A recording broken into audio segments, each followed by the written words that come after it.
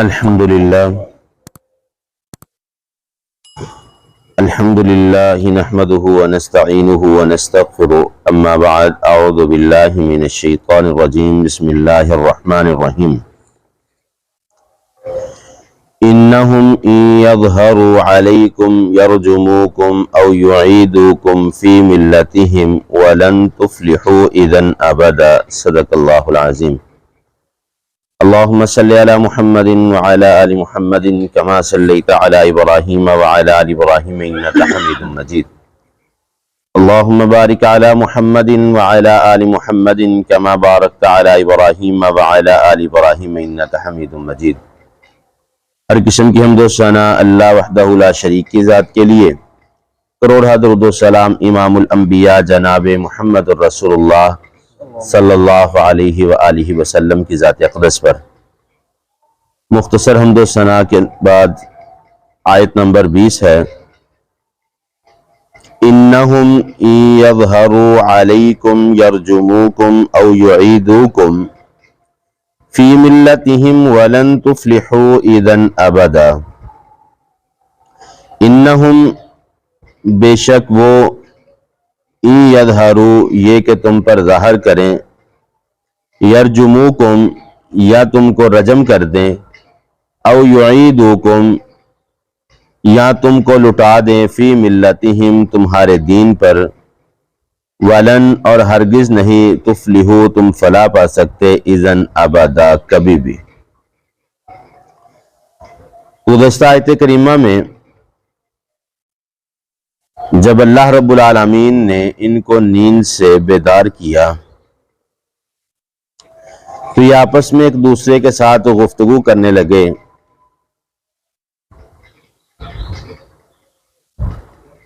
اور کہنے لگے وَكَذَلِكَ بَعَثْنَاهُمْ لِيَتَسَاءَلُوا بَيْنَهُمْ کہ ہم نے کتنی دیر آرام کیا یا کتنی دیر یہاں پر ٹھہرے۔ قَالَ قَائِلٌ مِّنْهُمْ كَمْ لَبِثْتُمْ ان میں سے کہنے والے نے کہا کہ شاید تھوڑا سا دن کا حصہ، یا دن کا ایک دن یا دن کا کچھ حصہ۔ قَالُوا رَبُّكُمْ أَعْلَمُ بِمَا لَبِثْتُمْ اور یہ بحث اس نتیجے پر پہنچی کہ اللہ زیادہ جانتا ہے کہ ہم کتنی دیر یہاں پر ٹھہرے۔ فَبَعَثُوا أَحَدَكُمْ بِوَرَقِكُمْ هَذَا إِلَى الْمَدِينَةِ فَلْيَنظُرْ أَيُّهَا أَزْكَى طَعَامًا فَلْيَأْتِكُمْ بِرِزْقٍ مِّنْهُ وَلْيَتَلَطَّفْ وَلَا يُشْعِرَنَّ بِكُمْ أَحَدًا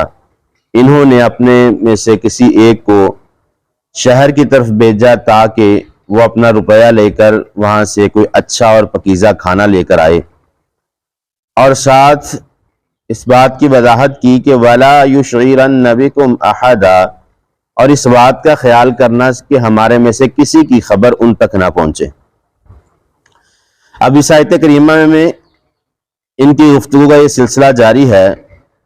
انہم ان یظہروا علیکم، اور یہ آپس میں بات کر رہے ہیں کہ جو کھانا لینے جائے گا اگر اس کی طرف سے خبر مل گئی کہ وہ 7 نوجوان 5 یا جس طرح قرآن پاک نے ان کا ذکر کیا کہ یہ نوجوان فلاں غار کے اندر چھپے ہیں، تو کہنے لگے انہم ان یظہروا علیکم اگر تمہارا یہ چھپنا ظاہر ہو گیا، تمہارا غار میں آ کر لیٹنا پتہ چل گیا وقت کے بادشاہ کو کہ فلاں غار کے اندر چھپے ہوئے ہیں، یرجموکم یہ کہ تمہیں پتھر مار مار کے وہ رجم کر دیں گے۔ یعنی اس قدر ان کا بادشاہ کے ساتھ توحید پر اختلاف ہوا کہ انہیں اس بات کا خوف تھا کہ اگر ہم واپس اپنی بستی اور اپنے شہر کی طرف جائیں گے تو ہمیں پتھر مار مار کر رجم کر دیا جائے گا، ہمارا قتل کر دیا جائے گا۔ او یعیدوکم فی ملتہم یا پھر ہمیں واپس لٹا دیا جائے گا اسی دین پر جس دین کو ہم چھوڑ کر آئے تھے۔ یعنی اس وقت جو اللہ والے تھے، جو بتوں کی عبادت کرنے والے تھے، ان سے بچ کر آئے کہ ہم اللہ کی عبادت کریں گے، تو کہنے لگے کہ اگر ہم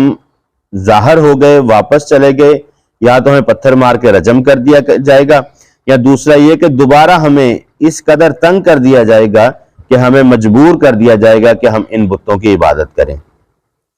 وَلَن تُفْلِحُوا إِذًا أَبَدًا اور اگر ہم واپس لوٹ گئے، ہم ظاہر ہو گئے، یا تو ہمیں رجم کر کے قتل کر کے ہمارا نام و نشان ختم کر دیا جائے گا، اور او یعیدکم فی ملتہم یا ہمیں واپس اسی دین پر لٹا دیا جائے گا۔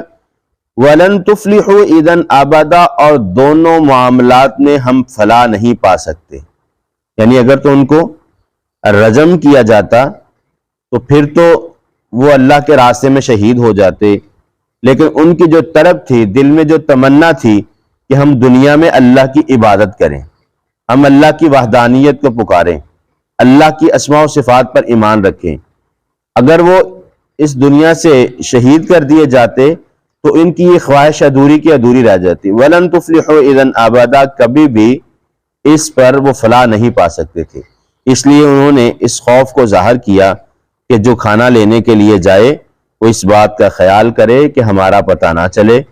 تو دعا ہے اللہ رب العالمین عمل کی توفیق عطا فرمائے۔ وَأَقُولُ قَوْلِي هَذَا أَسْتَغْفِرُ اللَّهَ لِي وَلَكُمْ۔